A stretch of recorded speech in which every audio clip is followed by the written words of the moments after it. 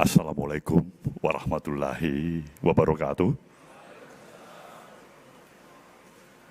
Selamat menjelang siang dan salam sejahtera untuk kita semuanya. Majelis Tinggi Partai, Bang Yan, Mbak Reri, Dewan Pakar, ada Bung Victor dan kawan-kawan, Dewan Pertimbangan, ada Mas Pras dan teman-teman semuanya, fungsionaris seluruh DPP, dan lebih khusus lagi tentu Gubernur ABN yang kita banggakan bersama. Saudara, kawan-kawan juga khususnya fungsionaris yang mewakili Dewan Pimpinan Wilayah kita yang berkesempatan hadir pada Rapimnas kita kali ini di Jakarta, yang saya banggakan. Pimpinan organisasi sayap kita, anggota-anggota Dewan kita, khususnya dari DPR RI, yang kita banggakan, seluruh peserta Rapimnas, hadirin dan hadirat yang saya muliakan. Hari ini kita bersama-sama merayakan hari jadi kita, hari jadi partai ini, yang ke-13.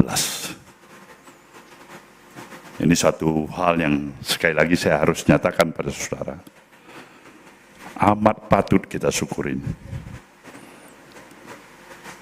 Satu proses perjalanan yang telah kita lalui bersama, menghantarkan keberadaan kita, posisi, peran, dan eksistensi kita. Seperti apa yang kita miliki, seperti apa yang kita rasakan, seperti apa yang kita juga inginkan.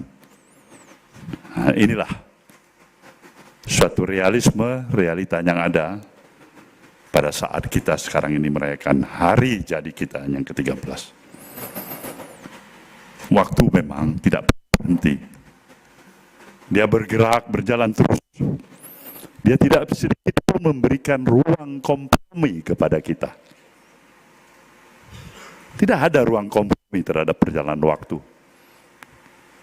Itu satu hal yang tidak mungkin kita ajak untuk bisa kita musyawarahkan, kita kompromikan. Kita mau atau tidak mau, waktu akan bergerak. Kita suka atau tidak suka, waktu akan bergerak. Nah, inilah realita perjalanan kehidupan ini. Sama halnya sebagai ilustrasi Gubernur ABN kita, baru hari ini saya lihat dia perlu berjalan agak sedikit dituntun. Itu karena progres perjalanan waktu. Itu juga akan terjadi pada diri kita semuanya, termasuk pada diri saya. Dan disinilah saya ingin mengingatkan kita semuanya, betapa berharganya waktu. Waktu memberikan kesempatan bagi kita untuk memutuskan ke arah mana kita akan menentukan perjalanan selanjutnya dari apa yang kita miliki pada saat ini. Partai kita, Nasdem, juga demikian.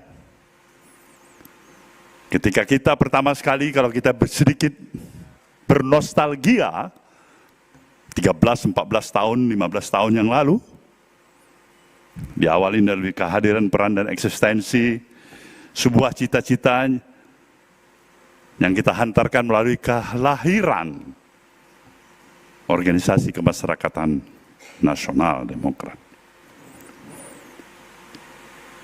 Jelas saya harus nyatakan pada saudara, Nasional Demokrat sebagai organisasi kemasyarakatan memang kita maksudkan adalah membidanin, dimaksudkan sungguh-sungguh membidanin kelahiran institusi partai politik yang bernama Nasdem. Kita ingin melihat sejauh mana proses sejak awal kelahiran organisasi kemasyarakatan ini bisa memberikan peran atas eksistensinya, bisa memberikan pemahaman tentu terhadap berbagai khayalan dan komponen elemen masyarakat. Apakah pikiran-pikiran atau political gagasan yang kita miliki, tawaran-tawaran konsep, gagasan, pemahaman, pemikiran yang kita tawarkan, bisa mendapatkan tempat atau tidak di hati masyarakat. Kita bersyukur respon masyarakat amat positif. Tetapi ada konsekuensi. Kalau kita ingin meneruskan organisasi kemasyarakatan yang kita beri nama pada waktu itu adalah Organisasi Kemasyarakatan Nasional Demokrat, menjelma menjadi institusi partai politik, tidak semua para pendiri organisasi kemasyarakatan bisa bersatu sama-sama kita untuk melanjutkan tahapan perjuangan perubahan dari Organisasi Kemasyarakatan Nasional Demokrat menjadi institusi partai politik. Tentu saya memikirkan hal itu, sungguh-sungguh menjadi bahan perenungan dan pemikiran yang amat mendalam. Di sisi lain, realisme kondisi keadaan untuk membawa misi, gagasan, pemikiran, konsep-konsep pikiran-pikiran besar yang ingin kita perjuangkan sebagai idealisme kita dalam perjalanan kehidupan kebangsaan yang kita miliki. Kita sebagai organisasi kemasyarakatan akan harus berhenti pada penawaran konsep dan tidak mampu mengaplikasikannya lebih jauh. Kita berhenti pada gagasan itu sendiri. Sebagai diskursus yang terus-menerus, ya itu benar. Sebagai tawaran pemahaman dan pemikiran-pemikiran yang kita bisa berikan, ya itu benar. Tetapi bila kita menginginkan terjadinya operasional, aplikasi terhadap gagasan-gagasan yang kita perjuangkan, kita tidak mempunyai representasi langsung. Karena kita hanya sebagai moral forces dalam kekuatan sebagai organisasi kemasyarakatan. Kita peran kita terbatas. Kita tidak bersentuhan langsung untuk mengambil dan menyatakan setuju atau tidak setuju terhadap kebijakan resmi, baik yang akan dijalankan atau yang sudah dijalankan oleh pemerintah. Sistem ketatanegaraan kita yang trias politika ini, di sana ada pemilahan, baik itu lembaga eksekutif, yudikatif, legislatif. Nah, posisi kita tetap sebagai organisasi kemasyarakatan terbatas, memberikan peran, ide, gagasan, dan tawaran pemahaman pemikiran. Waktu bergerak demikian rupa. Dalam waktu singkat, posisi dan peran kehadiran daripada organisasi kemasyarakatan nasional Demokrat telah memetik dan merebut perhatian yang sungguh-sungguh dari berbagai elemen komponen masyarakat, termasuk khususnya institusi partai-partai politik yang sudah eksis di Senayan. Apa yang terjadi? Komisi 2 melakukan upaya persiapan menghadapi pemilu dengan melakukan modifikasi peraturan perundang-undangan yang ada, memperberat persyarat kualifikasi yang bisa diterima untuk menjadi partai yang berhak mengikuti pemilu, yang berhak mengikuti pemilu. Persyaratan yang demikian rupa berat, sedemikian rupa yang hebat itu, bagi Nasdem dalam hal ini Nasional Demokrat pada waktu itu adalah merupakan tantangan. Kita akan berhenti, tetap eksis sebagai organisasi kemasyarakatan, atau kita akan lanjutkan ini menjadi institusi partai politik dan membuktikan bahwasanya persyaratan-persyaratan yang memang disiapkan sedemikian rupa oleh partai politik dengan persyaratan yang cukup berat bisa kita lampaui. Keputusannya adalah 11 November tahun 2011, kita mendeklarasikan institusi partai politik yang bernama Partai Nasdem.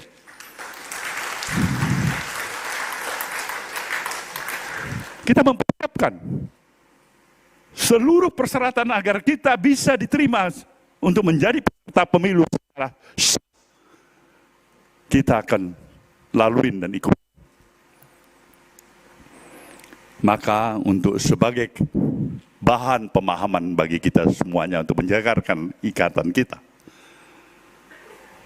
Pulau Miangas yang tidak pernah dikunjungi oleh representasi partai politik manapun untuk menginjakkan dirinya di Pulau Miangas, itu dimulai oleh kehadiran partai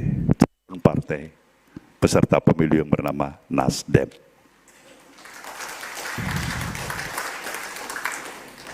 Kita berkomunikasi untuk bisa ada satu kecamatan di Miangas sana. Itu harus melalui perjalanan laut selama 3 hari 3 malam.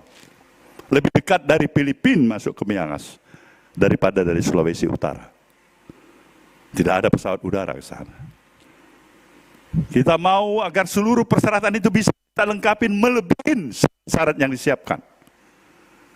Kita mau kehadiran kita dengan persyaratan baik itu di pusat, provinsi, kabupaten, kota, kecamatan, melampaui semua persyaratan itu. Maka dalam sidang DKPP yang dipimpin oleh Profesor Jimli Asdiki pada waktu itu, dalam sidang itu dinyatakan, sebenarnya apabila kita bersikukuh mengikuti seluruh persyaratan yang disebutkan kepada seluruh para peserta partai-partai politik calon peserta pemilu yang lolos partai, dan itulah namanya Partai Nasdem. Saudara, kenapa saya harus membawa memori ini pada saudara pada ulang tahun ke-13? Ini harus menjadi catatan penting bagi kita semuanya. Bahwasanya kita mendirikan partai ini dengan seluruh tekad, semangat, kesungguhan hati, dan kesiapan seoptimal mungkin yang bisa kita lakukan agar kita bisa mendirikan partai politik yang bernama Nasdem dan sekaligus menjadi partai peserta pemilu pada tahun 2014 yang lalu. Insya Allah hasilnya saudara telah ketahui. Kita mengikuti sebagai partai sah peserta pemilu dan kita lolos ke Senayan. Kita mempunyai representasi 36 anggota Dewan pada waktu itu. Akumulasi catatan penting bagi saudara adalah akumulasi persentase suara nasional kita. Secara resmi hanya 6,8%. Kalau dibulatkan adalah 7%. Itu satu debut yang cukup baik bagi kita.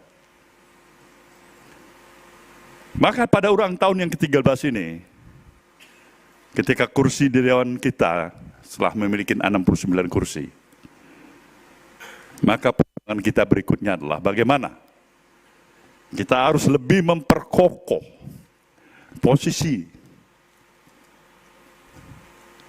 peran dan eksistensi kita sebagai satu institusi partai politik yang terus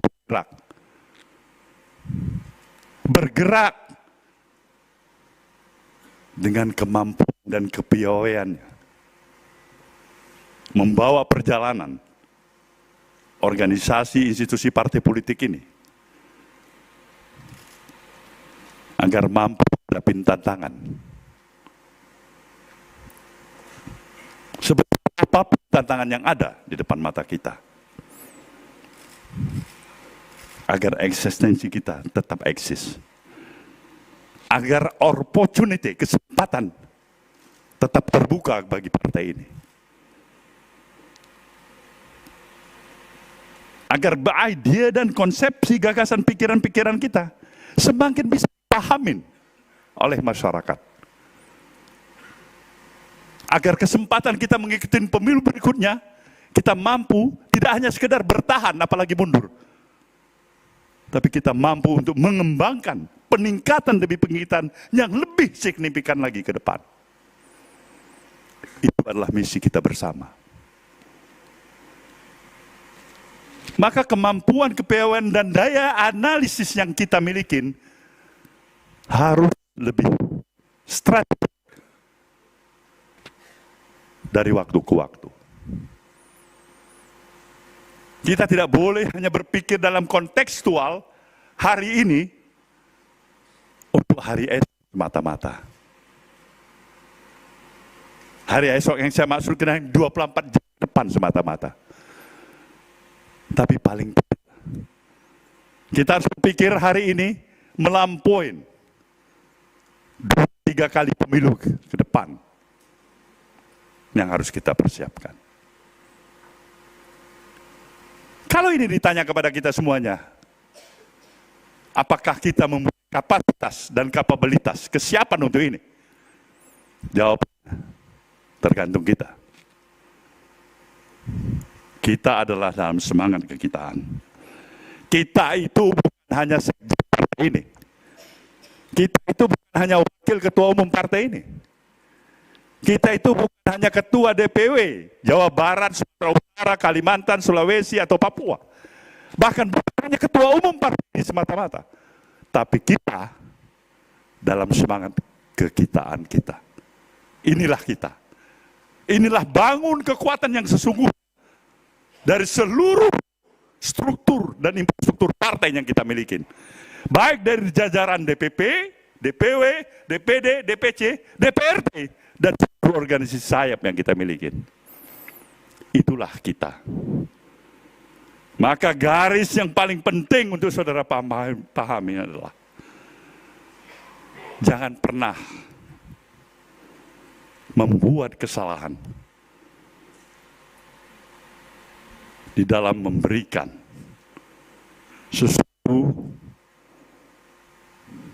yang berakibat demotivasi, melemahnya spirit, semangat kekitaan itu. Karena itu kekuatan. Jadi kita robah dari kekuatan menjadi kelemahan. Bodoh sekali kita. Garis perjuangan partai kita ini adalah garis yang memang kita benar-benar harus pahamin. Partai yang mempunyai kemampuan dan keinginan untuk memperjuangkan suatu gagasan pikiran kita, membawa gerakan perubahan yang berimplikasi kepada perubahan sikap mentalitas kehidupan kebangsaan kita ini. Karena memang sesungguhnya yang paling amat sangat dibutuhkan oleh bangsa ini hari ini adalah perubahan sikap mentalitas bangsa ini sendiri. Bangsa-bangsa lain yang tidak mempunyai mineral reserve, sumber daya kekayaan alam, geografis positioning, seperti apa yang kita miliki, luasnya wilayah, besarnya jumlah penduduk, historical kekuatan yang paling hebat yang pernah dimiliki sebagai referensi pengalaman. Mereka jauh lebih cepat di dalam membawa nation mereka hari ini sebagai suatu bangsa. Bangun kesadaran masyarakatnya jauh lebih hebat, jauh lebih kuat dibandingkan dengan kita. Disiplin nasionalnya, etos kerjanya, kreativitasnya lebih hebat. Dan yang paling lebih hebat lagi, mereka tidak tinggal juga dengan moralitas, sportivitas di dalam kesiapan berinteraksi, berkompetisi dalam perjalanan kehidupan kebangsaan mereka. Bagaimana kita? Saya harus katakan sejujurnya pada saudara,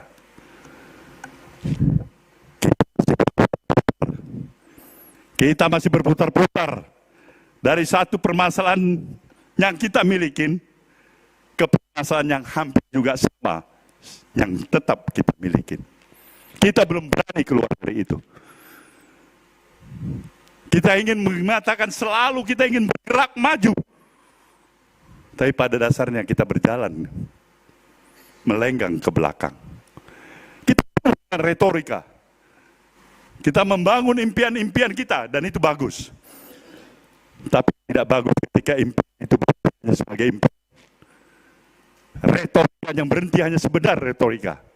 Kita tidak mampu menghadirkan budaya, ajas, kepantasan, kepatutan dalam etika dan moralitas kita berbangsa dan bernegara.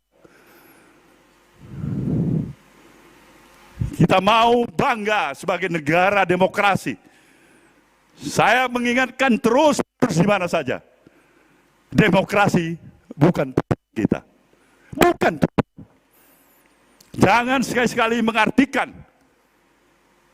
demokrasi adalah tujuan kita dalam berbangsa dan bernegara. Nonsen itu bagi Nasdem. Demokrasi adalah tools, adalah alat dari dasar kesepakatan kita untuk membawa tujuan yang kita kehendaki. Itu demokrasi. Dari pikiran-pikiran inilah kenapa esensi daripada gerakan perubahan saya katakan yang bertitik tolak kepada perubahan sikap mental kepribadian kita sebagai bangsa, itu amat sangat dibutuhkan. Iya, jawaban iya. Kita memang harus realistis. Sumber kekayaan alam kita lebih daripada sekedar apa yang telah pernah dimiliki oleh bangsa-bangsa lain. Posisi strategis kita lebih daripada cukup baik. Tapi ini tidak ada arti apa-apa ketika satu kemunafikan, kepura-puraan yang dihantarkan untuk mendapatkan kepura-puraan baru. Kemunafikan yang ada menghantarkan, membawa kepada kemunafikan baru. Bangsa ini terbiasa untuk menipu antara kita dan meninggalkan kewarasan kita berpikir. Kita berkompromi untuk hal-hal yang sebenarnya amat merendahkan adab peradaban kita sebagai bangsa yang maju. Ini tantangan bagi bangsa ini. Dan inilah esensinya tantangan bagi kita sebagai institusi partai politik. Waktu bergerak terus. Proses perjalanan ini dalam interaksi keseharian kita berpikir pada realisme kehidupan. Seorang anak muda waktu yang lalu, sekarang yang berbicara depan saudara adalah bukan seorang muda lagi, tapi dia sudah menjadi seorang orang tua. Kehidupan mempunyai hukumnya sendiri. Maka kita harus mempersiapkan sungguh-sungguh. Positioning partai ini harus bergerak dan harus memiliki kesadaran dengan membangun semangat kekitaan kita, sekaligus mempersiapkan transformasi regenerasi.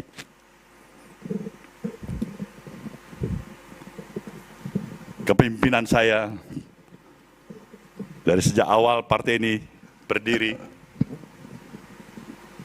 mungkin tentu tidak bisa selamanya menjadi ketua umum partai ini. Itu adalah hukum alam. Tetapi saya tidak risau akan hal itu. Saya mempunyai keyakinan dan optimisme yang besar. Kita mampu akan melahirkan pemimpin baru nanti.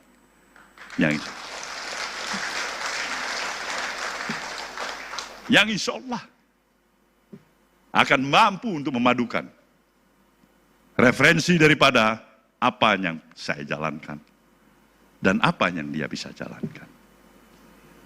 Maka kesiapan itu juga harus membangun kesadaran kita. Nasdem adalah milik kita bersama. Kemampuan kita mengelola partai ini harus bisa kita tingkatkan dari waktu ke waktu. Posisi dan kemandirian partai ini harus mampu kita tingkatkan dan kita perkuat dari waktu ke waktu. Kita tidak mungkin bisa membawa idealisme kita ketika dia hanya berada pada posisi sebagai idealisme yang tidak berpijak pada realisme itu sendiri. Maka pada seluruh kader partai ini, saya ingin menggugah hati kalian semuanya. Ini adalah rumah kalian. Inilah rumah kita. Kewajiban kita untuk menjaga rumah ini. Kewajiban kita untuk bisa memperkuat seluruh sendi, pondasi kekuatan, untuk menjaga rumah kita bersama ini. Maka kesungguhan hati, spirit, semangat, pengorbanan, keikhlasan, dan militansi, itu harus kita kedepankan. Posisi kita sekarang ini jelas dalam pemerintahan baru, seperti saudara sudah ketahui sebelumnya, adalah posisi ikut berada sebagai institusi partai politik yang bersama dengan pemerintahan baru ini untuk menjalankan berbagai dukungan atas kebijakan yang dijalankan. Tapi satu hal yang saya ingatkan pada saudara, jangan pernah menghilangkan komitmen untuk menjaga kesadaran, pikiran-pikiran yang waras ada tetap di diri kita. Kita adalah kita dengan kemampuan, daya, dan analisis yang kita miliki. Bangun kesadaran agar masyarakat dari waktu ke waktu memiliki tingkat partisipasi yang lebih hebat, lebih kokoh dalam menjalankan positioning kehidupan kebangsaan yang kita jalankan.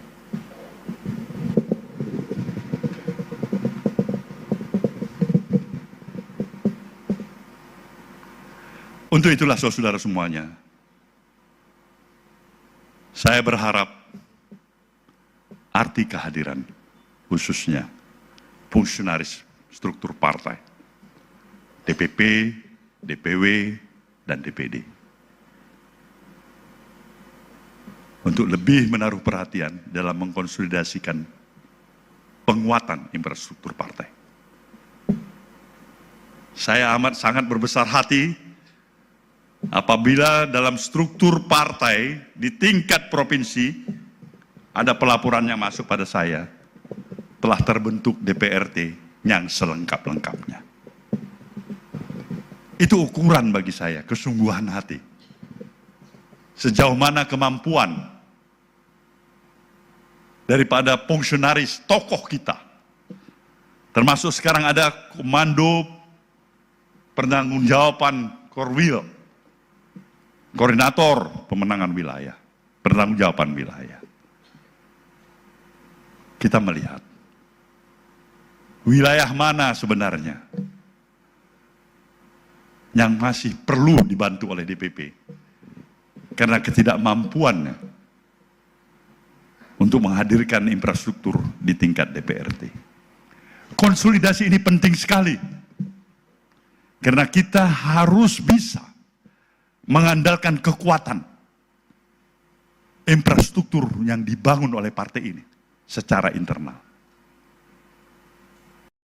Dia bergerak dari waktu ke waktu. Kita tidak boleh lagi mengandalkan bahwasanya setiap pemilu kita berharap ada belas kasih dari institusi manapun, dari tokoh manapun untuk membuat partai ini.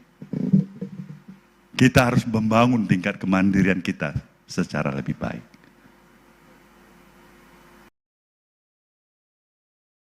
sebagai partai yang berada dalam barisan pemerintahan seperti saya katakan tadi. Kita juga harus memanfaatkan momentum waktu konsolidasi kita yang sebaik-baiknya.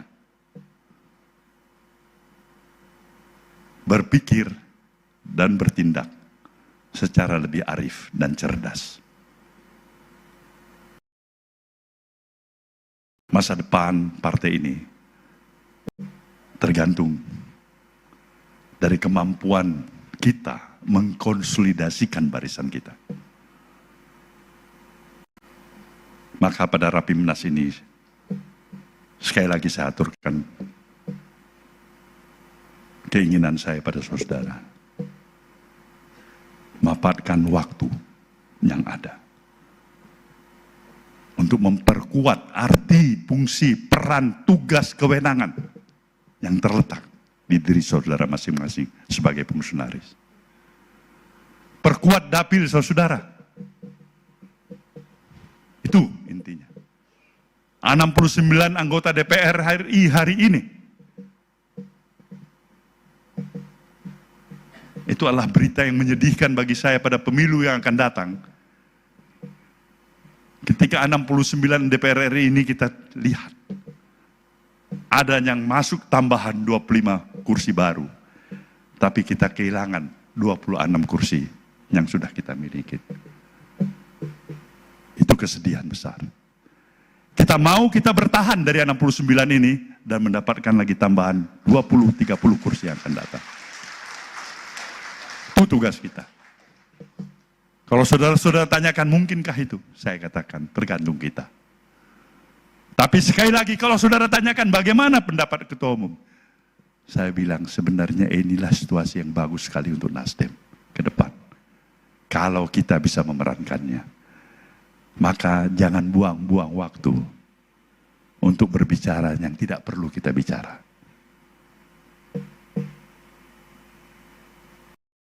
Pikirkan sesuatu sebelum kita mengutarakan sesuatu yang baik. Situasi, kondisi, interaksi sosial masyarakat kita ini membutuhkan kepiawaian saudara semuanya. Kepiawaian dalam membangun narasi.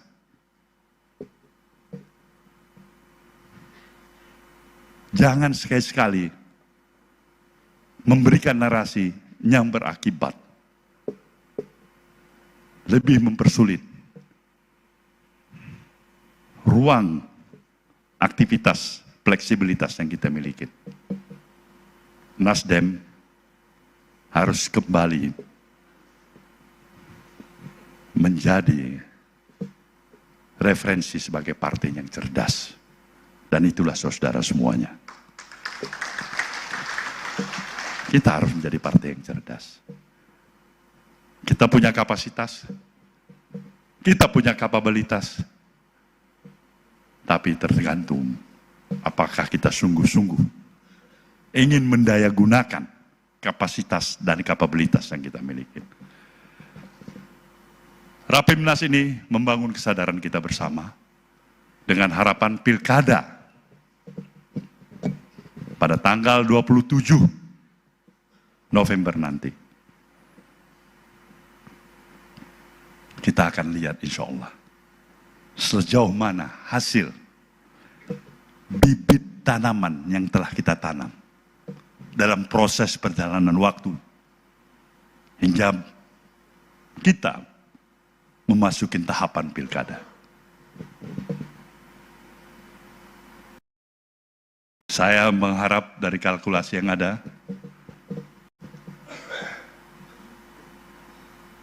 representasi peserta pilkada yang diwakilin atau direpresentasikan oleh kader Partai Nasdem. Sekali lagi, kader Partai Nasdem. Inilah representasi kita yang terbesar, yang nantinya insya Allah berhasil dari sekian pilkada yang telah kita lalui. Kalkulasinya adalah sedikit-dikitnya di atas 100 angka 100 kepala daerah, kabupaten dan kota, termasuk gubernur, kader Nasdem yang terpilih, insya Allah, pada tanggal 27. Nah, ini modal bagi kita. Partai dalam klasmen nomor 4 di DPR, nah, kita bisa mendapatkan modal dari pilkada yang kita petik tanggal 27 November nanti, insya Allah. Kepala daerah, bukan wakil. Di atas 100 kursi, itu berarti seluruh para peserta Rapimnas yang ikut di tempat ini telah melaksanakan tugasnya cukup baik. Kalau ada yang kurang baik, itu karena tidak sengaja. Tidak disengaja, karena mungkin secara sengaja. Selamat pada saudara semuanya. Mudah-mudahan Rapimnas ini membawakan suatu spirit baru, semangat baru, pemahaman baru bagi kita. Ini hari jadi kita yang ke-13. Kita selesai dari Rapimnas ini, malam nanti kita akan melakukan pertemuan resepsi di antara kita. Saya merasa bersyukur dan bangga pada kita semuanya sebagai fungsionaris Partai Nasdem. Dirgahayu Partai Nasdem yang ke-13. Selamat pagi kita semuanya. Selamat berrapimnas. Wabillahi taufiq wal hidayah. Wassalamualaikum warahmatullahi wabarakatuh.